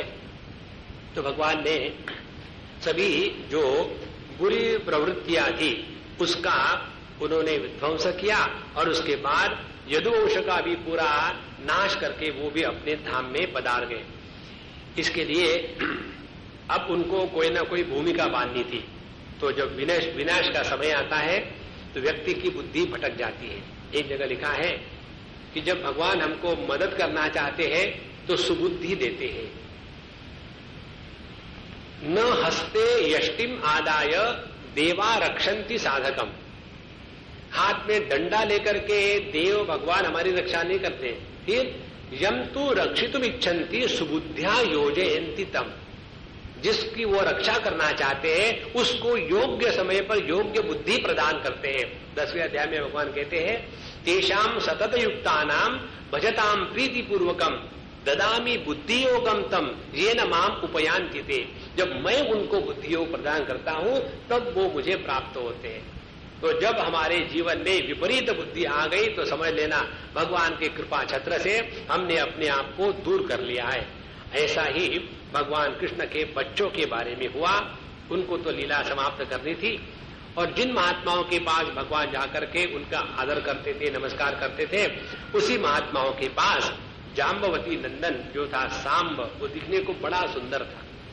तो वो सभी बाकी अपने भाइयों के साथ उन महात्मा के पास गया और वो महात्मा तो त्रिकालदर्शी थे, भगवान के अनन्य भक्त थे। उनके पास गया और उसने कपड़ा उपड़ा बांध करके ऊपर से और फिर साड़ी पहन ली, दिखने को सुंदर था ही, और ऐसा रूप लिया जैसे मानो कोई गर्भवती स्त्री हो। और जा करके उनकी मजाक उड़ाई, ये महात्मा जी ये हमारी पत्नी को लड़का होगा कि लड़की होगी। अब महात्मा जी जो सब समझ गए तो उन्होंने कहा ना लड़का होगी ना लड़की होगी, ये निकलेगा, ये यहां से एक मुसल निकलेगा और वही तुम्हारे पूरे कुल का सत्यानाश करेगा। ऐसा जब उनको आशीर्वाद मिला, या आशीर्वादी को भगवान की लीला में जिसने समर्थन किया है वो आशीर्वाद ही है। उनको जब ऐसा शाप मिला तो सभी घबरा गए क्योंकि वास्तव में वहां से मुसल निकला। और यही एक ऐसी बात थी द्वारका में जिसको भगवान कृष्ण से छुपाया। उन्होंने ये बात भगवान को नहीं बताई और छुपा के रख दी। फिर जाकर के उन्होंने उग्रसेन जी को बताया ऐसा ऐसा हुआ, क्या करना चाहिए। उग्रसेन ने भी यह बात छुपा के रख दी, भगवान को नहीं बताई। फिर उन्होंने कहा कि इस जो मुसल है इसके बारीक बारीक टुकड़े कर दो, चूर्ण कर दो और समुद्र में फेंक दो, झंझट खत्म हो जाएगी। और जब ऐसा हुआ तो उसी बारीक चूर्ण से जो घास पैदा हुई, बड़ी तगड़ी घास है, आप चले जाइए कभी वहां प्रभास क्षेत्र में द्वारका में अभी भी वो घास दिखती है, बड़ी कोनीली और कठिन घास है, वो निकली और जो छोटा एक टुकड़ा रहा था वो भी उसमें से फेंक दिया। तो वही जरा नाम के व्याध को मिला और उसी का बाण बना करके भगवान के पैर को लगा। इस प्रकार से पूरे यदुवंश का उन्होंने संहार कर दिया। यह जो जरा व्याध है, जरा माने बुढ़ापा, हमारे प्रत्येक के जीवन में यह जरा व्याध आता है और हमारे जीवन को समाप्त कर लेता है। अब यहाँ एक बहुत महत्व का संवाद हमको लेना है। उसके पहले एक बात सुन ले कि इस चीज को हम लोगों ने 10 बार सुना है अभी तक कि यह भागवत महापुराण है और इसमें जो बातें भगवान के द्वारा नहीं हो सकी वो साधु संतों के सत्संग के द्वारा हो गई। जैसे प्रारंभ से देखते हैं ध्रुव जी को भगवान का दर्शन हुआ था, लेकिन फिर भी उनके क्रोध का शमन नहीं हुआ। जब वहां मनु भगवान आए, भगवान के अनन्य भक्त, जब उन्होंने उपदेश किया तब उनको ब्रह्म ज्ञान हुआ और उनका क्रोध शांत हुआ। उसी प्रकार से पृथु को भी सब कुछ भगवान को दर्शन मिला, सब कुछ हुआ, फिर भी उनका क्रोध शांत नहीं हुआ। उसी प्रकार से प्रचेता, उनको तो भगवान शिव जी और भगवान विष्णु दोनों के दर्शन हुए थे, लेकिन जब वो अपनी तपस्या से बाहर आए तो संपूर्ण वनस्पति को वो अपने गुस्से के कारण जलाना शुरू कर दिए थे। और वहां भी आकर के उनको जब साधु संतों ने उपदेश दिया तभी वो शांत हो गए। इसी प्रकार से युधिष्ठिर को अंत समय में उपदेश का जब समय आया तो भगवान के उपदेश से युधिष्ठिर नहीं माने। फिर जब उनको भीष्माचार्य जी के पास लिया गया और भीष्माचार्य जी ने जब उपदेश किया उसके बाद युधिष्ठिर का मोह समाप्त हो गया। और यही बात हो गई वसुदेव देवकी जी की। भगवान के माँ बाप होते हुए भी उन्होंने चतुर्भुज रूप में भगवान का दर्शन भी किया था और सभी ऋषि उनके पुत्र की तारीफ करते थे परमात्मा के रूप में। उन्होंने बच्चों को वापस लाने के चमत्कार भी देखे थे, ये सब कुछ देखा था, फिर भी देवकी और वसुदेव इनको तत्व ज्ञान नहीं हुआ था। और इसीलिए भगवान ने उनको तत्व ज्ञान होवे, इसीलिए नारद जी को कहा जा करके मेरे माता पिता को तत्व का उपदेश कीजिए, तब वो बात होगी। तो द्वारका ही एक ऐसा स्थान था जहां दक्ष का शाप हमारे नारद जी पर लागू नहीं होता था, और इसीलिए जब भी उनको टाइम मिलता तो द्वारका में जाते और भगवान के गुणगान सौंदर्य नामस्मरण में रह करके अपने आप को कृतकृत्य समझते, और इसीलिए वहां प्रसंग उठाते हैं। भक्ति का अधिकारी कौन है? भागवत कहता है जिसको जिसको इंद्रिय है वो भक्ति का अधिकारी है। माने उसमें सभी आ गए, पशु पक्षी प्राणी मनुष्य स्त्री पुरुष ब्राह्मण क्षत्रिय वैश्य शूद्र ब्रह्मचारी गृहस्थ वानप्रस्थ सन्यासी सभी के सभी भक्ति के अधिकारी है। और बाकी के जो भी शास्त्र है उसके लिए कर्म के अधिकार में बहुत निर्णय की आवश्यकता है, वेदांत के अधिकारी की दूसरी परिभाषा है, योग के अधिकारी की तीसरी परिभाषा है, लेकिन भक्ति के लिए हम सभी एक जैसे अधिकारी है। तो ऐसे एक बार नारद जी घूमते घूमते द्वारका जी में पहुंचे और फिर वो वसुदेव जी और देवकी के पास गए भगवान के कहने से। तो उन्होंने कहा कि देखो मैंने तो भगवान को अपने पुत्र के रूप में प्राप्त किया, फिर भी मैं उनके माया से हमेशा मोहित ही रहता हूं, अब मुझे इस माया से बाहर निकलने के लिए कुछ उपदेश करिए। अब हमारे नारद जी ने सोचा यदि मैं इनको बताऊं कि मैं आपके पुत्र का ही भक्त हूं तो ये कहेंगे अच्छा मेरे पुत्र के भक्त है। जब भगवान कृष्ण मेरे अज्ञान को नाश नहीं कर सके तो उसका शिष्य मेरा क्या करेगा, इसीलिए इसको छोड़ दो। इसीलिए भगवान नारद ने कहा कि मैं इनको अपने भगवान कृष्ण इष्ट है ये बताऊंगा ही नहीं। फिर उन्होंने किसी दूसरी कहानी शुरू कर दी, और वो आता है जो हमारे ऋषभ देव थे, उनके जो नव योगी पुत्र थे उनके बारे में उन्होंने कहानी शुरू कर दी। इसका कारण ये है कि मनुष्य, ध्यान से सुनना, जिसके प्रति आदर रखता है उसी से कोई बात स्वीकार करता है। जिसके प्रति आदर नहीं हो और कितनी भी सच्ची बात कही हो तो उसको हम स्वीकार नहीं करेंगे। इसीलिए हम अपने आप को हमेशा अपने से बचा के रखें कि किसी भी साधु संतों के प्रति हमारे मन में मजाक में भी निरादर की भावना नहीं आनी चाहिए। उसके द्वारा हानि अपनी होती है, दूसरी किसी की नहीं होती। तो उन्होंने यह जो 9 योगेश्वर है इनका प्रसंग प्रारंभ किया। इस प्रसंग में आते हैं ये जो 9 योगी जो है, कवि हरि ही अंतरिक्ष प्रबुद्ध पिप्पलायन आविर्होत्र अथ द्रुमिल जमसः कर भाजन, ये 9 जो योगी थे ये हमेशा त एते भगवद रूपन विश्वम सदसदात्मकम आत्मनः अव्यतिरेकेन पश्यन्तः विचरम महीम, ये हमेशा आत्मभाव में ठीक रह करके सभी विश्व को परमात्मा का रूप जान करके इस संपूर्ण पृथ्वी पर विचरण करते थे। भगवान के बड़े अभिन्न भक्त थे। तो ऐसे ये जो 9 योगी जो थे, नवनाथ जिनको कहते हैं, एक बार एक राजा थे, बड़े परम याज्ञिक थे, हमेशा यज्ञ में अपने को बिजी रखते थे। उनके वहां यज्ञ में पहुंच गए तो राजा ने उनका बड़ा आदर सत्कार से स्वागत किया, उनको सिंहासन पर बैठाया और उसके बाद कहा कि भगवान हमारे कल्याण की कुछ बात करिए। अतः आत्यंतिकम क्षेमम पृच्छामो भगवतः अनघाः, हे भगवान हम आपको ये बात कहते हैं कि हमारा कल्याण किसमें है वो बताइए। साधु संतों को ऐसे प्रश्न नहीं करते। कैसे, आपकी तबीयत तो ठीक है, आप कहां से आए, किससे आए, तुम्हारा एक्सीडेंट क्यों नहीं हुआ, ये बात नहीं करते। साधु संतों से बात करनी है तो केवल तत्व का चिंतन जिसके द्वारा हमारा भला हो। इसका ऐसा उदाहरण ले लो, समझो हम किसी डॉक्टर के पास गए तो डॉक्टर के पास जाने के बाद हम यही कहेंगे ना कि मुझे ये बीमारी है, ऐसा तकलीफ है, दवा दे दो, सिनेमा खत्म। नहीं, लेकिन डॉक्टर के पास गए, डॉक्टर साहब कैसे चल रहा है, आजकल वो डिसेंट्री का क्या हाल है पूरे हिंदुस्तान में। नहीं, वहां जाकर के अपनी समस्या बताओ, उसको अपने आप को सुलवा लो। इसी प्रकार से सभी के जो क्षेम का कल्याण का मार्ग है वो क्या है। तो प्रथम योगीश्वर जो कवि महाराज थे उन्होंने उपदेश करना प्रारंभ कर दिया और कहते हैं कि देखो पहली सबसे बात इसका चिंतन करो कि इस जगत के संसार के लोग दुखी क्यों हैं। तो इसका कारण ये है कि ये संसार नाशवान है, नित्य परिवर्तनशील है, कभी टिकता नहीं और सत्य नहीं है, लेकिन उसी को हम पकड़ने का प्रयत्न करते हैं।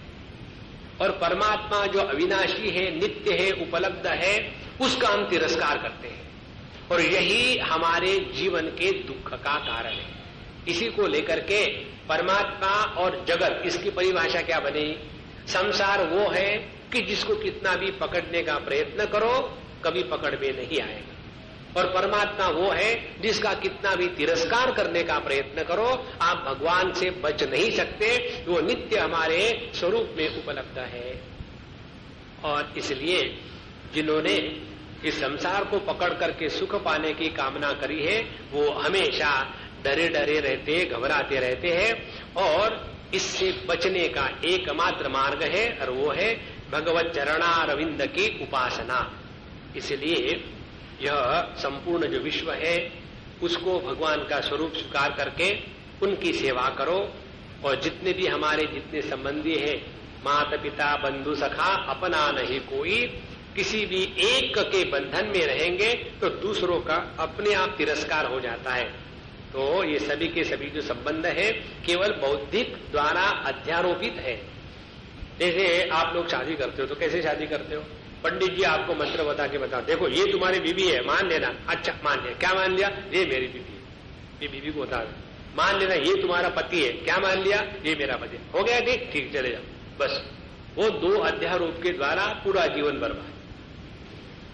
और उसके बाद समझो झगड़ा हो गया कि ठीक है हम नहीं रहेंगे, तो फिर क्या करते? फिर हम कोर्ट में जाते हैं, वहां कहते ये मेरी पत्नी नहीं है, ये मेरा पति नहीं है, और फिर अध्यारोप का अपवाद हो गया, फिर दोनों सुखी रहते हैं। लो कहां ये सब पति पत्नी भाई बहन, ये केवल अपने मानसिक केले, वास्तविकता इसमें कुछ है ही नहीं।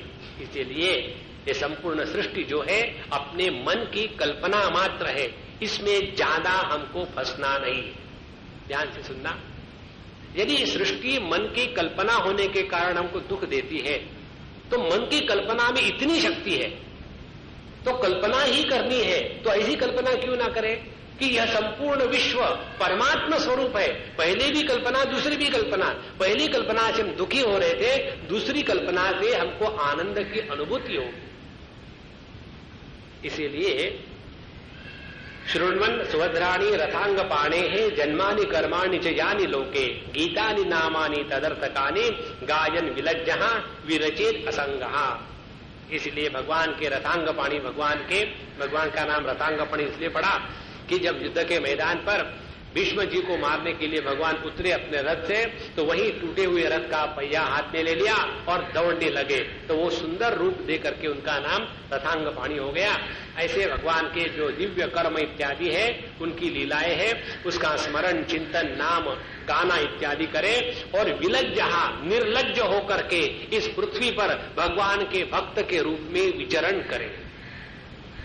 यही अपने जीवन के कल्याण का एकमात्र मार्ग है। और जब ऐसा करते करते करते करते फिर हमारी बुद्धि भगवान के नाम से, रूप से इतनी सैचुरेट हो जाती है कि संपूर्ण जगत में परमात्मा के सिवा किसी का दर्शन ही नहीं होता।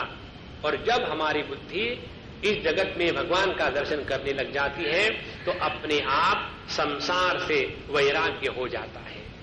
जितना हम अनंत के पास पहुंचेंगे उतना वैराग्य स्वाभाविक हो जाता है। उदाहरण ले लो, आप किसी समझो दुकान में गए और वहां एक चित्र देखा कि सूर्य का उदय हो रहा है या सूर्यास्त हो रहा है, तो वो चित्र जब देखेंगे तो दिमाग में बात आएगी, अच्छा यदि हम इसको घर में ले जाएंगे तो दीवार में वहां टांगेंगे, फिर देखना नहीं है लेकिन अभी टांगना है।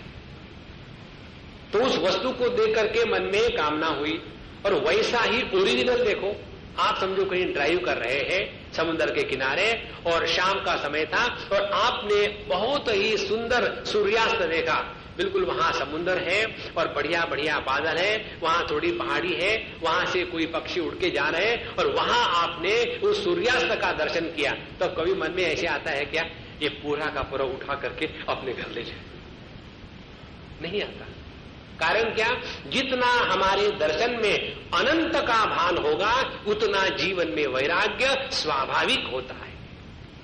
और वैराग्य को जागृत करने के लिए इसीलिए इस पृथ्वी में, सृष्टि में भगवान का दर्शन करें तो अपने आप इस जगत से वैराग्य जागृत हो जाता है।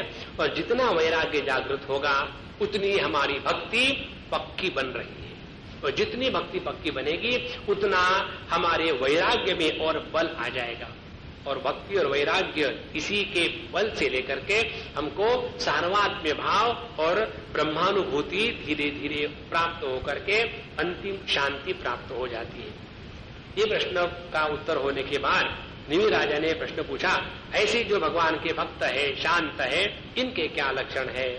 तो उन्होंने कहा, सर्वभूतेषु यः पश्येत् भगवतवद् आत्मनः, सबसे जो श्रेष्ठ प्रकार की उत्तम भक्त जो है उनमें समता की सिद्धि हो जाती है। इस चीज को हम ग्रहण नहीं कर सकते अपने बुद्धि के दुर्बलता के कारण, लेकिन इसको ठीक से समझ लेना। हमने इसी भागवत में पढ़ा कि प्रहलाद जी ने जब उनके गुरु के जो पुत्र थे शर्मो और षंड और अमर्क, इन दोनों को जब मार दिया गया था वो कृत्या के द्वारा, तब वो वहां पहुंचे। और पहुंचने के बाद उन ब्राह्मण पुत्रों को मरा हुआ देखने के बाद उन्होंने क्या कहा, यदि मेरे मन में किसी के भी प्रति वैर भावना या विषमता नहीं होगी तो उस समत्व के शक्ति के कारण ये ब्राह्मण पुत्र जिंदे हो जाए, और वो जिंदे हो जाते हैं। लेकिन ये बात हमको समझ में नहीं आती, यदि किसी का द्वेष न करो, सबके साथ समान व्यवहार करो, तो क्या होगा? लोग तो वैसे ही रहेंगे। माने उस समत्व का जो महात्म्य है अभी हमारे बुद्धि में जागृति ही नहीं हुआ। इसीलिए बताते हैं भक्त के लक्षणों में जो सर्वश्रेष्ठ भक्त है वो है कि जिनमें समत्व की सिद्धि हो जाती है। इसीलिए पूरी भगवत गीता का निचोड़ आपको निकालना है तो यही है, चाहे आप कर्म का अनुष्ठान करो, चाहे आप योग मार्ग से चलो, चाहे आप भक्ति के मार्ग पर पदार्पण करो, चाहे ज्ञान मार्ग में रहो, सभी का अंतिम लक्ष्य यही है, समत्वम योग उच्चते। हमारे मन की समता ये सर्वश्रेष्ठ शक्ति है। कारण क्या, निर्दोषम ही समम ब्रह्म, परमात्मा भी उसी समत्व में निष्ठावान है। तो ऐसा जो उत्तम भक्त है उसमें सहज समता आ जाती है। उसके बाद दूसरे प्रकार के जो भक्त है वो भगवान से तो प्रेम करता ही है और भक्तों से मित्रता करता है, जो दुखी है उन पर दया करता है, और जो विरोधी है, अच्छे लोग नहीं है, उनकी उपेक्षा करता है। तो ऐसे जो भक्त है ये द्वितीय श्रेणी के भक्त हो गए। और जो तीसरे भक्त है वो प्रारंभिक भक्त है, वो अभी घंटी बजाने में और पूजा करने में और माला घुमाने में उसी में लगे हुए हैं, लेकिन अभी भी उनका मन उससे ऊपर नहीं उठा और अभी वो अपने हृदय को नहीं देख रहे हैं। इतना होने के पश्चात उन्होंने बताया कि इसका मतलब ये नहीं कि हम अपनी पूजा पोथी कर रहे तो छोड़ दो, इसको ठीक से समझ लेना। एक घर में 3 बच्चे हैं, एक बच्चा KG1 में पढ़ रहा है, दूसरा 12वीं में पढ़ रहा है और तीसरा MSc कर रहा है, और तीनों का इंट्रोडक्शन कर दिया। तो क्या हम ऐसा कहेंगे, अच्छा ये KG का है, ये कनिष्ठ है, ये 12वीं का ये मीडियोकर है, MSc का हायर है? नहीं, अपने अपने अधिकार के अनुसार उनका वहां रहना आवश्यक है। उसी प्रकार से अपने अधिकार को देखो और उसके अनुसार हमको अपनी यह पूजा पोथी जो भी करते हैं उसका तिरस्कार नहीं करना है। और ऐसा जब करते रहेंगे तो धीरे धीरे भगवान के चरण कमलों में हमारा मन बड़ा एकाग्रता से हो जाएगा। और वहां कहते हैं कि यदि हम भगवान का नाम विवशता से भी ले ले, गलती से भी ले ले, तो भी हमारे हृदय में बैठने वाले भगवान उसको जल्दी सुन लेते हैं और धीरे धीरे हमारे अंतःकरण का जो अंधकार है अज्ञान का वो मिटा देते हैं। ये होने के बाद तृतीय प्रश्न पूछा जाता है कि ये माया क्या है? तो अंतरिक्ष योगी जो है 3 नंबर के, वो कहते हैं कि असल में है परमात्मा, लेकिन परमात्मा के स्थान पर परमात्मा छोड़ करके सब कुछ दिख रहा है, यही माया है। उसको ऐसा समझो, है सोना लेकिन हम देख रहे हैं आभूषण, है समुद्र, लेकिन हम देख रहे हैं वहां की लहरें। उसी प्रकार से सब जगह केवल परमात्मा तत्व है, लेकिन हम देख रहे हैं जीव जगत ईश्वर भेद, यही भगवान की माया है। और उसके बाद सवाल आता है, इस माया से छूटने का क्या उपाय है? तो जो चतुर्थ योगेश्वर थे उन्होंने बताया कि उनका नाम था प्रबुद्ध जी। उन्होंने बताया कि पहले संसार से विरक्त होने के लिए संसार में दुख का भाव करो और उसके बाद गुरु की शरण में जाओ और उन्होंने जो साधन भजन बताया है उसको करो, तब जाकर के माया छूटती है, केवल कल्पना करने से नहीं। और इसके बाद आगे प्रश्न पूछते हैं निमि राजा कि ब्रह्म क्या है? तो उसको पांचवें योगेश्वर पिप्पलायन जी बताते हैं, ब्रह्म वो है जो इस जगत का अभिन्न निमित्त उपादान कारण है, सभी का सभी उसी से निर्माण हुआ, उसी में रहता है और उसी में समाप्त हो जाता है। और यह जो परब्रह्म परमात्मा है अपने स्वरूप से भिन्न नहीं हो सकता, क्योंकि यदि हम परमात्मा से भिन्न रहेंगे, ब्रह्म से भिन्न रहेंगे, तो उसमें परिच्छेद आ जाएगा। और इसलिए इस ब्रह्म को प्राप्त करने के लिए भगवान के प्राप्ति की जितनी उत्कट इच्छा होगी उतनी अपने स्वरूप के ज्ञान की जिज्ञासा जागृत हो जाती है, और इसी को भक्ति कहते हैं। और जितना हमारा भगवान के चरणों में मन लगा रहेगा, अंतःकरण शुद्ध होगा और शुद्ध अंतःकरण में अपने ब्रह्म स्वरूप का ज्ञान हो जाता है। उसके बाद कर्म संबंधी प्रश्न किया राजा निमि ने। तो छठवें जो योगीश्वर थे आविर्होत्र जी, उन्होंने बताया कि वेदोक्तमेव कुर्वाणः निस्संगो अर्पितमीश्वरे नैष्कर्म्याम लभते सिद्धि रोचनाथा फलश्रुति। जो जो हमारे कर्तव्य कर्म शास्त्र सम्मत है उसको अपने जीवन में निसंगता से और ईश्वर को अर्पण करके करते रहे तो नैष्कर्म्य सिद्धि की प्राप्ति होती है, और वही इस कर्म का मूल आधार है। और रोचनार्था फलाश्रुति, कर्म करने के बाद स्वर्ग में जाएंगे इत्यादि, ये तो सेकेंडरी, उसका महत्व नहीं है। कर्म का मूल तात्पर्य है अंतःकरण की शुद्धि, और इसी शुद्ध अंतःकरण में परमात्मा का निवास स्थान होता है। इसीलिए ये जो स्मार्त कर्म है और स्मार्त धर्म है और जो भागवत धर्म है, इसमें यही मूल भेद है। स्मार्त कर्म में कर्म करने वाले का ज्यादा महात्म्य है, कर्ता की प्रधानता से जो कर्म किए जाते हैं वो स्मार्त कर्म है, और जो भगवान की प्रधानता से कर्म किए जाते हैं वो हो गया भागवत धर्म। इसीलिए अपने जीवन में भागवत धर्म का अनुष्ठान करने से अपने कर्तृत्वाभिमान की निवृत्ति हो जाती है और अंतःकरण शुद्ध पवित्र हो जाता है। उसके बाद अवतार के बारे में प्रश्न पूछे गए। उसके बाद जो प्रश्न पूछा गया कि कामनाएं कितने प्रकार की होती है, और ये जिन नहीं, इंद्रिया वश में नहीं है, जो भगवान का भजन नहीं करते, ऐसे लोगों की क्या गति हो?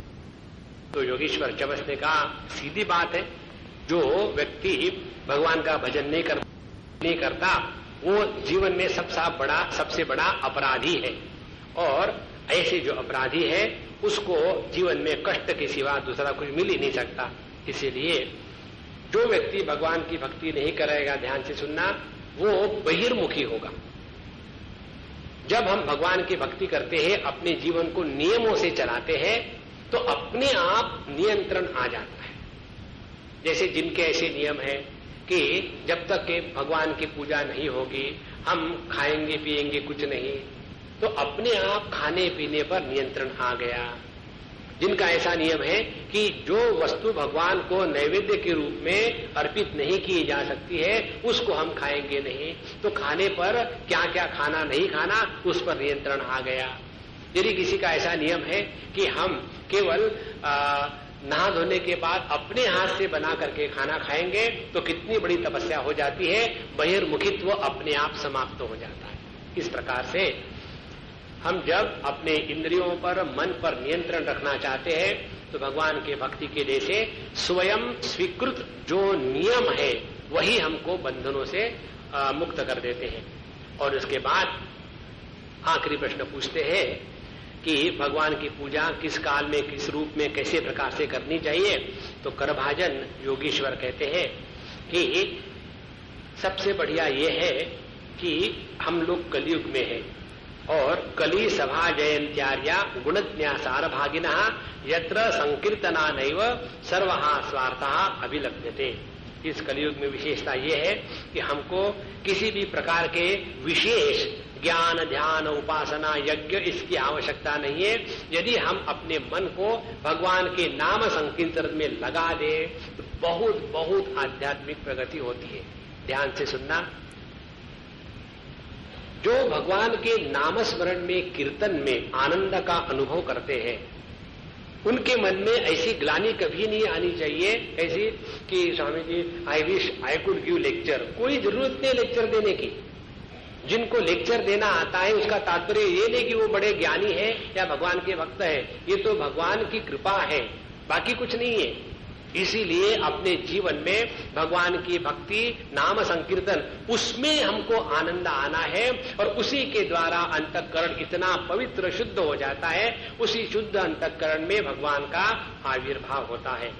इसीलिए यह भगवान के पूजा अर्चा का अर्थ यही है, हम नित्य निरंतर भगवान का नाम स्मरण कथा कीर्तन करते रहे। इस प्रकार से ये 9 योगेश्वरों का प्रसंग नारद जी ने जब वसुदेव देवी जी को कहा तो उनको बड़ा अच्छा लगा। एत श्रुत्वा महाभागो वसुदेव अतिविस्मितः देवकी च महाभागा जहतुर्मोहमात्मनः।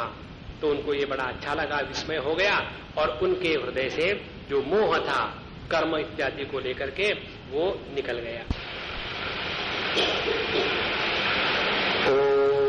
पूर्णमदः पूर्णमिदं पूर्णात् पूर्णमुदच्यते पूर्णस्य पूर्णमादाय पूर्णमेवावशिष्यते।